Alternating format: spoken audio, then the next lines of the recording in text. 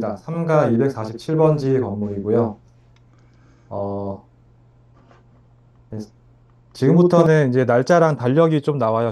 이게 왜냐하면 이게 과정이 되게 복잡하고 그냥 정신없고 그래서 어떻게 맥락을 만들기가 쉽지가 않아서 그냥 시간 순서대로 전달을 해야겠다라고 생각을 했습니다.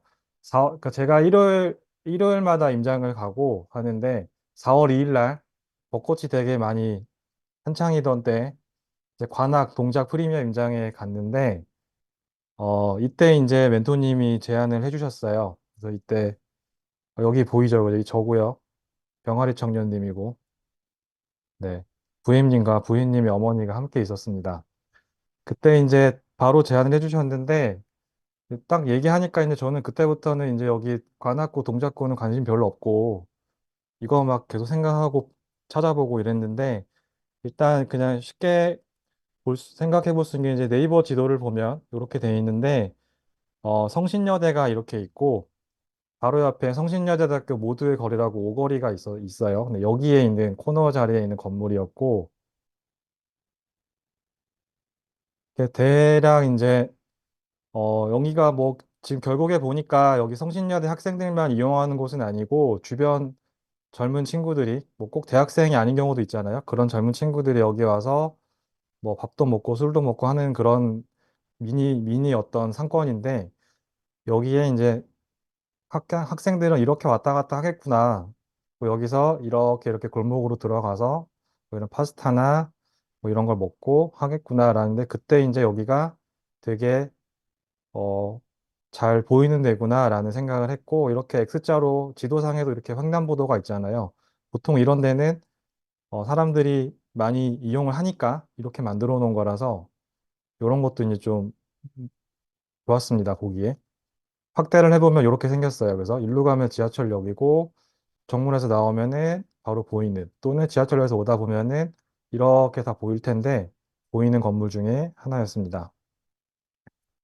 실제로 이제 요거는 로드뷰인데요. 이제 성신여대에서 나왔을 때의 모습이에요. 일로 가면 지하철역이 있는 거고 또 오거리긴 한데 여기 보면은 언덕이에요. 언덕이라서 일로는 사람들이 많이 다닐 것 같진 않고 딱 나왔을 때 근데 되게 잘 보이는 그런 위치였습니다. 그리고 한성대 입구역에 있는 그 아까 케이스 두 번째 그 건물은 옆에 건물과 붙어 있었기 때문에 여러 가지 리모델링 상에서 제약이 있었는데 이 건물은 이제 분명하게 떨어져 있는 거를 이제 지도에서도 확인을 했어요. 그래서 아, 요거 리모델링에 그때 문제 없겠구나. 한성대 입구역에서 있었던 그런 문제들이 없을 수 있겠구나라는 생각을 했습니다. 그리고 이 건물은 이제 멘토님께서 이제 이미 알고 있던 매물이었는데 건물주 할아버지께서 이제 돌아가시게 되면서 부인인 할머니와 세 명의 아들에게 상속하는 과정에서 나온 거였고 그 방금 그 건물에서 3층이 주택이었어요. 여기가 주택이거든요, 주택. 여기에 할머니가 살고 계시고 지하에는 셋째 아들, 막내 아들 분이 거기서 이제 무료 급식소를 운영하고 있었습니다. 그리고 첫째 아들분은 외국에 거주한다고 들었고, 둘째 아들은 이제 노원구에 거주하고 있었습니다.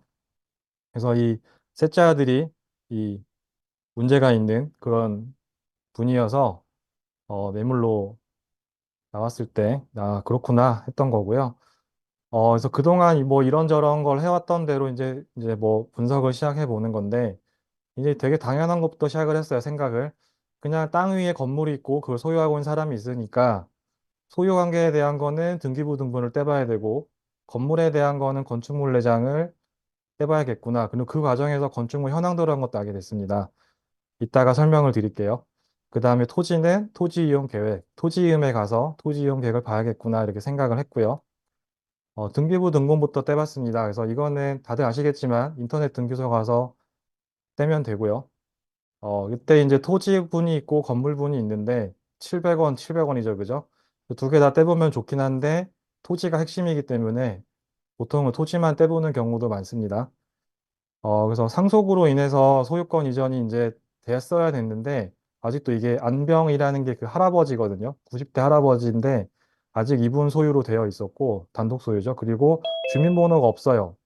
주민번호가 없는 거는 정말 옛날에, 정말 옛날에 이런 거 다, 이런 행정 시스템이 다 생기기 전에 보통은 이제 그때 등록이 된 거라서 없는 경우가, 그런 경우구나라고 생각을 하면 되는, 그겁니다. 그래서 보다 보니까 이제 그 안에 하나하나 뜯어보다 보니까 여기에 빨간 줄로 쳐서 이제 해제됐지만 압류 걸렸던 게 있어요. 그래서 뭔가 작은 사정에 문제가 있구나라는 생각을 했었고, 또 이제 찾아보니까 여기 세무이과 617은 뭔지 모르는 세무이과라는 게 있어서 세무이과가 뭐지 하고 찾아봤습니다. 찾아보니까 성북구청 사이트 가보면은 세무이과는 지방세, 지방세를 다루는 곳이고요. 아, 지방세가 납부가 잘 안 됐겠구나라는 생각을 했습니다. 매년 5월, 6월 이때 이제 종합소득세랑 지방세랑 이런 걸 내게 되는데 이 할아버지분도 아마 종합소득세 내고 그때 이제 소득세 내고 지방세 내야 했어야 될 것 같은데 돌아가시게 되면서 자녀분들이 이걸 내야 되는데 지방세를 뭐 깜빡했거나 한 것 같습니다. 그래서 보통 지방세가 그렇게 높은 금액은 아니기 때문에, 그러니까 다른 소득세에 비하면 높은 금액이 아니기 때문에 까먹은 거 아닌가라는 추정을 했고요. 그래서 이렇게 3.5개월 만에 바로 22년 3월 21일인데 맞나요? 근데 이제 7월에 해제가 됐잖아요. 그러니까 뭐 한 3개월 반 정도 만에 해제된 걸로 봐서 정말 돈이 되게 없어서라기보다는 뭔가 납부하는 거를 좀 잊어버렸거나 좀 제때 기일을 못 맞췄거나 한 것 같습니다. 그 다음에 그 건물에 이제 둘째 아들, 노원구에 사시는 그 안성균 님이라는 분 앞에 이렇게 대출이 좀 잡혀 있는 걸 확인을 했고요. 그 다음에 이제 건축물의 상태를 확인하기 위해서 건축물 대장을 떼봤습니다. 일단 배운 게 뭐 아는 게 많지는 않았어요. 이거에 대해서도. 그래서 일단 멘토님이 얘기하셨던 게 위반 건축물, 노란색 딱지 있는지 봐라 이런 걸 하잖아요. 그래서 위반 건축물이 있으면 건축물 대장 오른쪽 상단에 이렇게 노란 딱지가 있습니다. 근데 이제 이거 저도 책 찾아본 건데 근데 이제 이 보면은 행정력이 모자라서 불법 건축물이 있어도 그 노란 딱지가 없을 수 있다. 그래서 뭔가 의심스러우면, 뭔가 이상하면 건축사나 건축가에 전화해서 확인해야 된다라고 나와 있습니다. 요 건축물대장은 뭐 따로 등기부등본은 700원을 내지만 건축물대장은 그냥 무료로 항상 이렇게 열람이 가능하기 때문에 그리고 핸드폰으로도 열람할 수 있기 때문에 많이 해보시면은 좋은 것 같습니다. 그래서 예전에 멘토님이 어, 강의를 한번 하셨던 게 있어요. 그랬더니 구로구에 궁동에 있던 어떤 건물 가지고 강의를 하셨던 경우가 있는데 그때 건축물장 보면 이렇게 위반 건축물 이렇게 되어 있는 게 있었어요. 그래서 요게 기억이 나서 확인을 해봤는데 위반 건축물 표시가 없었습니다. 그래서 그냥 괜찮은가 보다 정도 생각을 했습니다. 나중에 이제 더 이후 과정들 거치면서 이것만 볼 게 아니고 볼 게 많구나라는 거를 이제 알게 되긴 했는데 일단 이때는 위반 건축물이 있는지 없는지만 확인을 했어요. 이 정도밖에 몰랐습니다, 이때는. 그 다음에 건축물 현황 도면, 그냥 건축물 현황도라고 보통 말하는데 이것도 있으면 좋아요. 이거는 뭐 이렇게 이렇게 찾아보니까 건축물의 배치도, 도로, 그리고 각 층의 도면을 보면 돼요. 이런 여러 가지가 있는 건데 이거는 정부24 이런 데가 아니라 세움터라고 요 사이트 가야지만이 발급을 받을 수 있습니다. 이게 그 사이트 그냥 캡처한 건데요. 여기서 민원 서비스, 발급 서비스, 건축물 현도 발급 이렇게 들어가면 돼요. 가면은 현황도에는 배치도가 있고 평면도가 있는데요. 평면도가 훨씬 좋습니다. 배치도는 별로 안 좋은데, 근데 배치도는 그냥 바로 발급이 가능해요. 근데 딱 요 한 장이에요. 다른 건물을 떼려고 요 한 장만 딱 나오고, 그냥 이렇게 생겼습니다 하는 이런 그냥 이런 정도 그림이 나오는 거고, 근데 이걸로 사실 알 수 있는 정보가 그렇게 많지는 않습니다. 그래서 평면도를 받는 게 좋은데 평면도는 아무나 뗄 수가 없어요. 등기나 건축물 내장은 아무나 뗄 수 있는데 요거는 신청할 수 있는 사람이 자격 조건이 이렇게 있습니다. 그래서 거기 건물주거나 뭐 거기 세입자거나 그런 거기에 뭔가 이해관계가 있는 사람들만이 뗄 수가 있습니다. 그래서 요 밑에 사진들은 실제 현황도고 요건 나중에 받았는데 이거는 매도인이 발급을 해서 줘야지 알 수가 있어요. 근데 요게 있으면은 뭐 리모델링에 대한 사항들이나 뭐 위반 건축물도 그렇고 여러 가지 사항들에서 매수한 사람 입장에서 이게 있으면 정말 좋을 것 같긴 한데 그렇기 때문에 매도인이 굳이 이걸 줄 이유는 없어요, 또. 저도 매도인이 이걸 주지 않았고요. 실제 여기 날짜가 써 있는데 저희한테 줄 수 있었어요, 충분히. 줄 수 있었고 미리 다 떼놓은 건데 주지 않았었습니다. 그래서 나중에 매수하시는 상황이 되면은 요거를 이제 어떻게든 확보하시면은 좋을 것 같긴 합니다. 그 다음에 토지에 대해서 토지 이용 계획이라는 거를 또 봤는데, 당연히 아까 그 사례 케이스에서 봤던 것처럼 건물을 썰릴 수 있기 때문에 도로를 제일 먼저 봤습니다. 또 다른 정보도 있을 수 있지만 이때도 역시 이제 도로밖에 안 보여요. 저는 도로밖에 안 보여서 봤는데 요 건물인데 이게 빨간 선이 여기를 뭐 썰고 있거나 하지 않아서 아 그냥 큰 문제 당분간 없겠구나라고 생각을 하고 넘어갔습니다.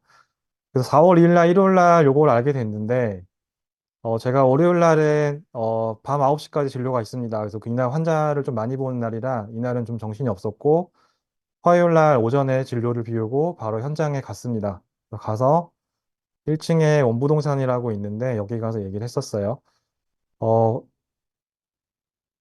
1년 전 8월에 이제 꽃길님께서 이 건물을 매수하려고 한번 시도했던 건물이라서 멘토님과 여기 원부동산 사장님하고는 이제 안면이 있는 상태였고 그래서 좀 대화가 쉽게 시작이 됐고요. 그때 시세는 약 24억 정도로 논의가 됐었다고 합니다. 근데 계속 이제 부동산 경기가 좋았기 때문에 거기에 이제 강남 부동산 중개인들이 막 연락이 와서 매도인한테 좀 그런 바람을 넣어서 이 정도면 30억으로 팔 수 있다 해서 30억으로 올라갔어요.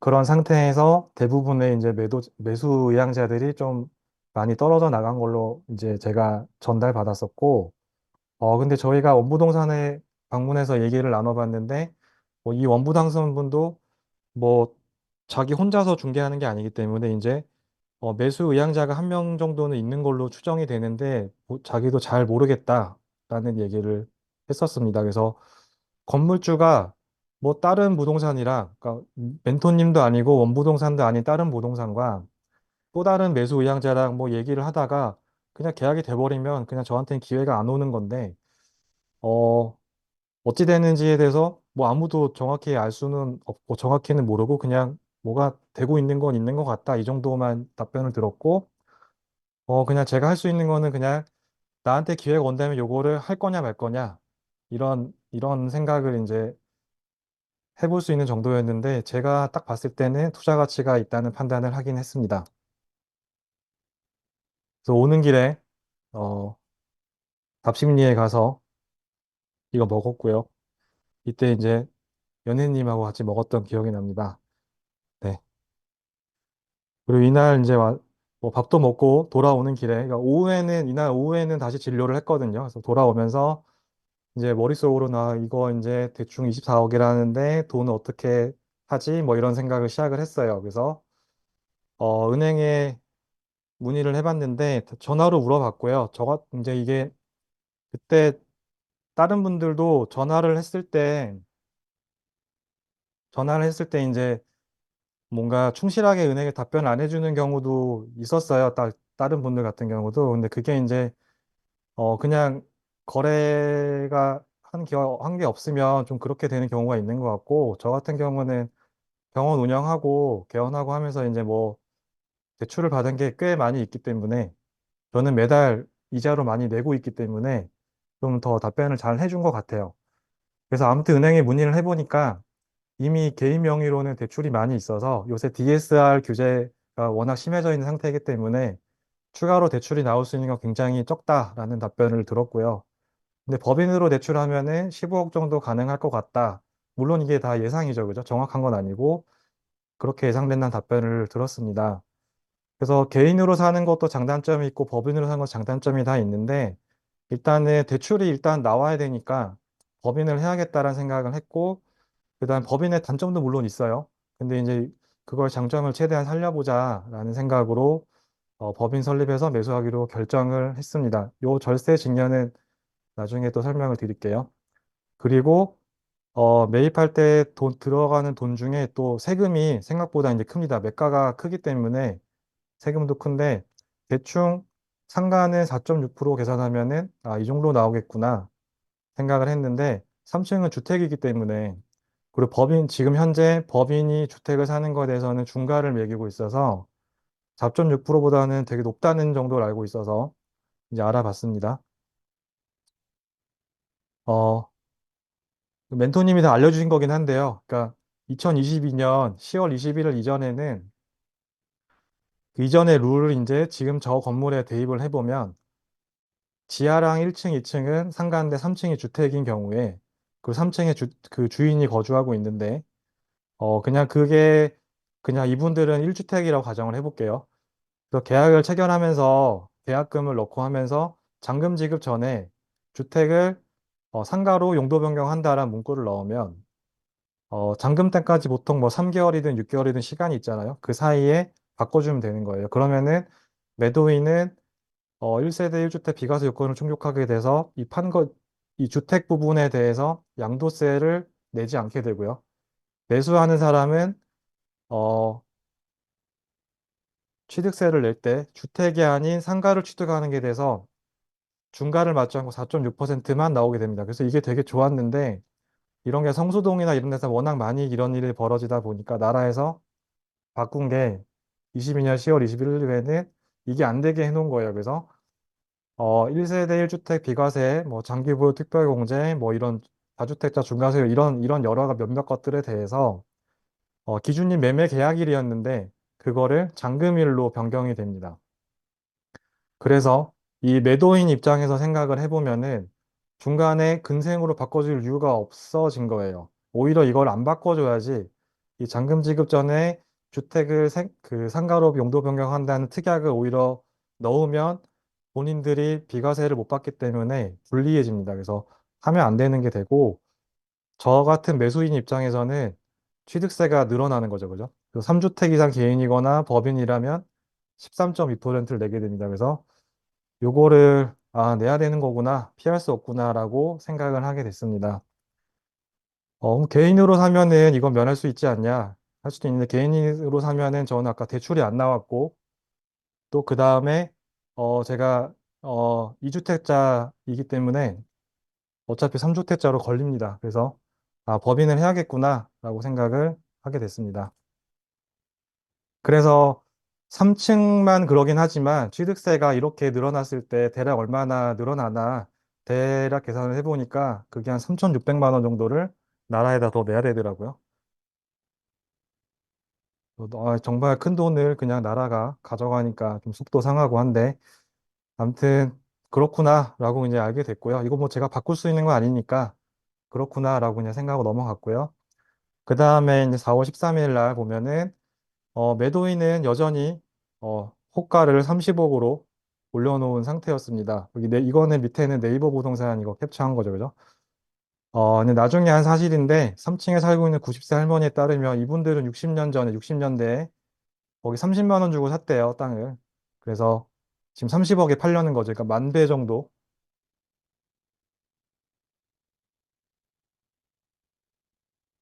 만 배 정도 이제 해서 팔려고 했던 거고요. 어, 이분들의 희망은 30억이었는데, 근데 이제 부동산 경기는 계속 하향세였고, 미국에서는 계속 기준금리를 올리고 있었습니다. 그래서 이런 시장 상황이 이제 다시 막 반등할 것 같진 않고, 이제 하향으로 가는 것 같으니까, 그거와 관련해서 멘토님과 여러 얘기들을 나눴고, 그렇게 맞게 전략을 하나하나 세워갔습니다.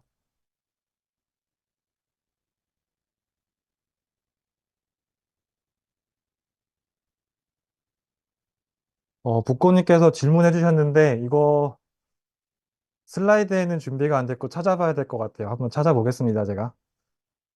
그 다음에 전략을 세워서 이제 하는데, 그 다음 주에 이제 여러 부동산들에서 이렇게 올려놨어요. 올려놨는데, 어, 강남에서 하는 부동산들은 좀 연락을 한 적도 있지만 일단 거기 말고 하나공인중개사라는 데부터 이제 연락을 해봤습니다. 그래서 연락을 전화를 해서 매수 의향이 있다고 하고 통화를 이제 시도를 한 건데 하니까 이분이 이제 부동산 사장님이 자기가 그 셋째 아들분하고 초등학교를 같이 나와서 자기가 그 초등학교 후배라서 이제 친분이 있고 자기가 이걸 잘 알고 다른 부동산들은 잘 모른다. 그러니까 나랑 해야 된다. 이렇게 얘기를 하면서 막 이런저런 얘기를 하는데 이제 막 물어보니까 2층에는 미용실을 하고 있고 뭐 1층에는 어떻고 얘기를 하더라고요. 근데 2층은 미용실이 이미 영업을 안 한 지가 한참 됐고 이사 나갔고 어디 갔는지도 저희는 알고 있고 2층에 비어 있는 거 다 확인했는데 이게 요렇게 얘기를 했었어요. 그래서 아, 이게 공인중개사분들이라고 다 알고 얘기하는 게 아니구나. 잘 모르는구나. 이런 거를 좀 느꼈고요. 그래서 이런저런 얘기를 나누고 나서 마지막에 제가 던진 메시지는 이런 거였습니다. 이제 계속 나는 이걸 계속 봐왔고 예전에 30억이 아니라 24억, 5억도 올려놓은 것도 봤고 했는데 요즘에 금리도 오르고 있고 상황이 안 좋으니까 22억에 가능할까요? 약간 당황하긴 했는데 사장님이 당황하긴 했지만 이제 저의 핵심 메시지가 이거죠. 22억이면은 살게요. 아, 그 26억은 너무 비싸요. 라는 메시지를 전달하고 끊었습니다.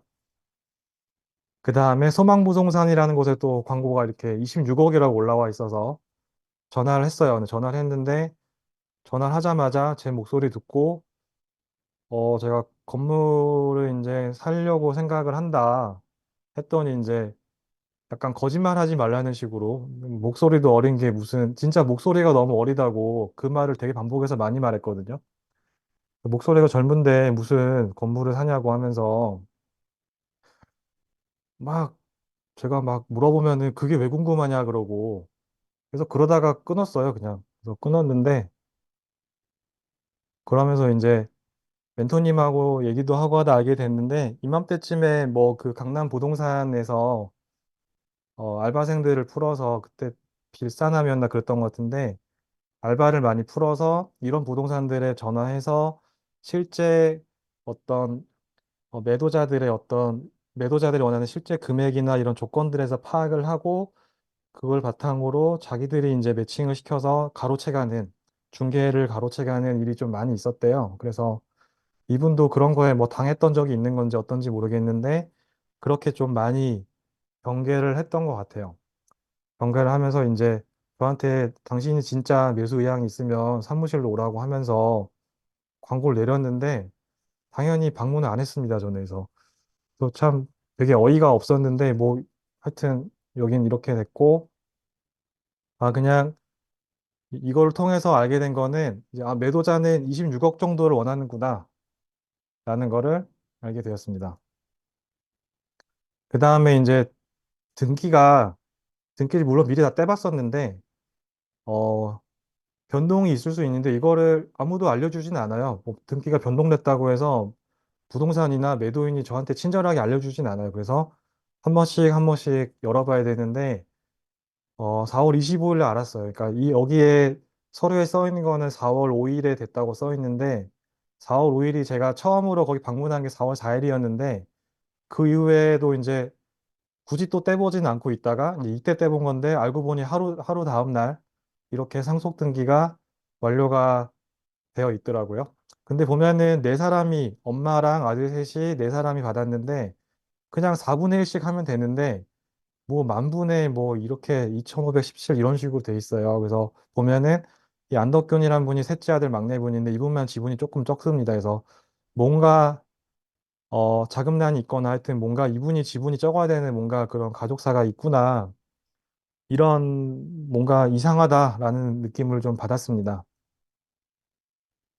그 다음에 이제 계속 이제 뉴스도 보고 세계 경제, 국내 경제 돌아가는 거 보고 멘토님이랑 연락하면서 어떨까 계속 이제 체크를 하면서 이렇게 한 거죠. 네, 그러던 중에 갑자기 어느 날 5월 8일 날 알았는데 디스코 어플을 보다가 이게 실거래가 됐다고 뜬 걸 봤어요. 3월 23일에 22억에 거래가 됐다는 거예요. 그래서 갑자기 멘토님이나 저나 멘붕이죠.